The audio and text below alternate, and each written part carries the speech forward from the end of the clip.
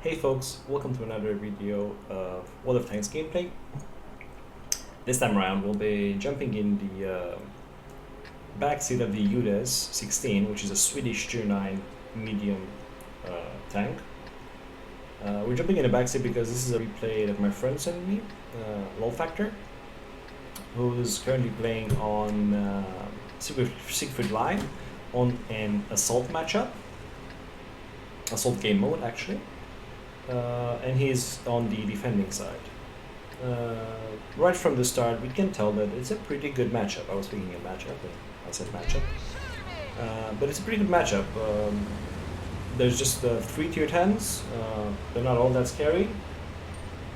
And it's mostly tier 8 and 9s, which is not bad. Not bad at all. And of course, only 1 artillery. The less, the better. So we're seeing the Udes going here on the north side ridgeline.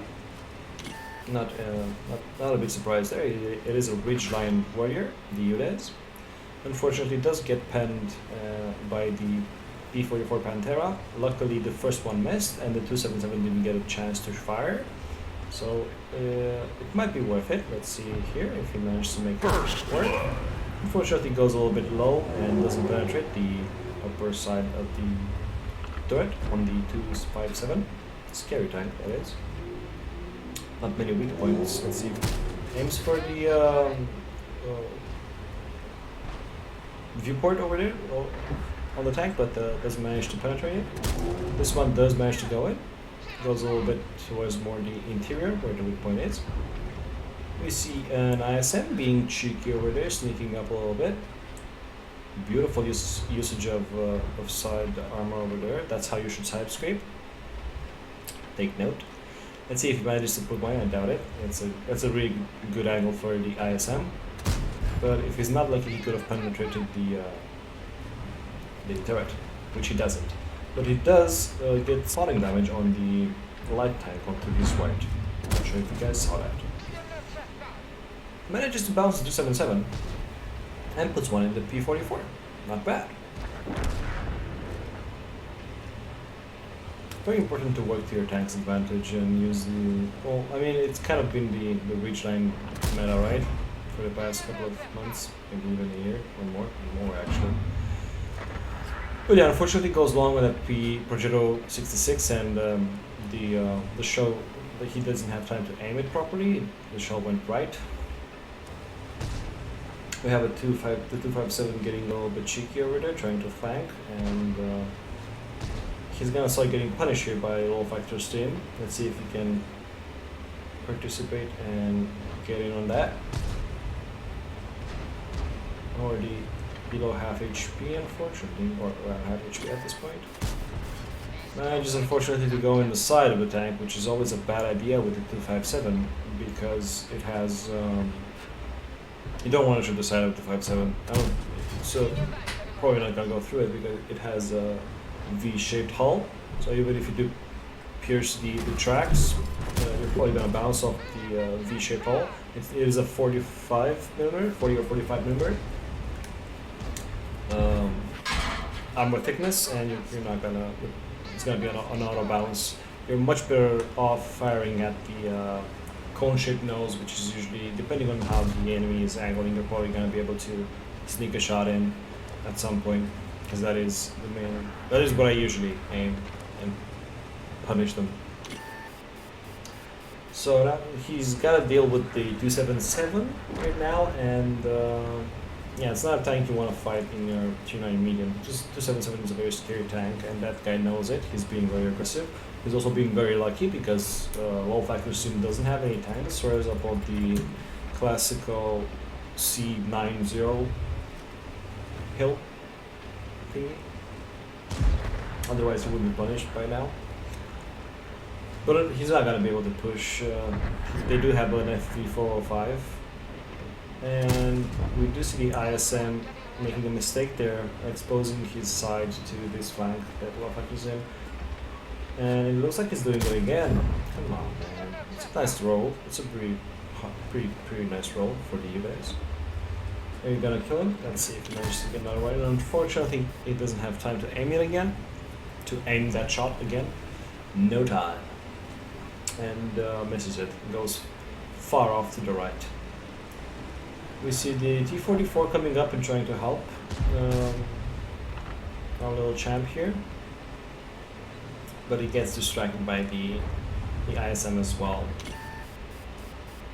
So at this point, the enemy team is down 2 tanks, and the pressure is on them because they do have to push and cap while LoLFactor team just has to defend. Unfortunately, he trades with the tier 8 Udes there. He puts one in but gets another one in return as well.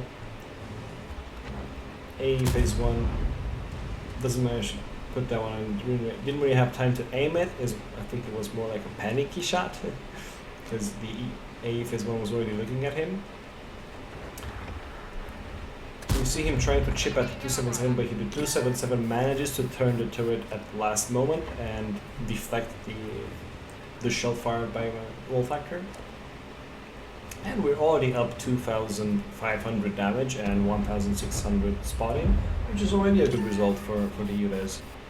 It's not great, but it's not a bad result, by all means, not at all. Both himself and the phase 1 miss each other. They're both very good hold down tanks that seem to be using their environment pretty good, so no surprise there really. Let's see what that 277 is gonna do, because he's at full HP, he knows the pressure's on him. Now it's tied 7-7. It's anyone's game really. I'm a little bit concerned on the south side because it looks like LoLFactor's team didn't really cover that flank too well, so they're relying on defending it from within the city, which is kind of giving up a little bit too much of the map to be comfortable, in my opinion. But you know, it is what it is. Let's see if they make it work. They can make it work. See if they will. Looks like 277 wants to make a move. He's kind of exposing his side here to LoLFactor. Does get punished for it. Misses his shot in return. And that is unfortunate. So you just got penned by an FV405. He's definitely enjoying his game. As you can see, he's pushing now and kind of just wants to be done with it. I think he probably thought he had time to go up before everybody reloads, and then just changed his mind and got caught over there and punished. Trades with the phase 1, puts one in, gets another return, which leaves him a one shot. So now he's got to be real careful with his tank, because he doesn't want to lose those points. And that was so close. That was so close. Udes could have been dead now, but unfortunately that shot misses. Didn't have time to aim it. Taking a lot of shots without fully aiming them, and with gold rounds. I guess better be safe than sorry, right? Yeah, I think he thanked him. He thanked the 405 for the shot on 277. Pretty good shot. Penetrated. So yeah, at this point, I think the phase 1 and the Udes, really good decision there from him to switch targets, because the Udes is much easily panned, and now they can just surround the phase 1 and pick him off much more easily. And these two tanks were a far bigger concern than the remaining tier 10s, because they're like very slow tank destroyers. The Panzer 100 and the FV405, sure, they pack the two tanks in the game that pack the most punch, so to speak, but they don't have any mobility. You can return a tank. It's easy to play around them if you don't just rush them one by one frontally. And it looks like both the T-44 and LoLFactor are making their way on the flank of the tank destroyers, which is very smart. I mean, it's not rocket science, but it's the right thing to do.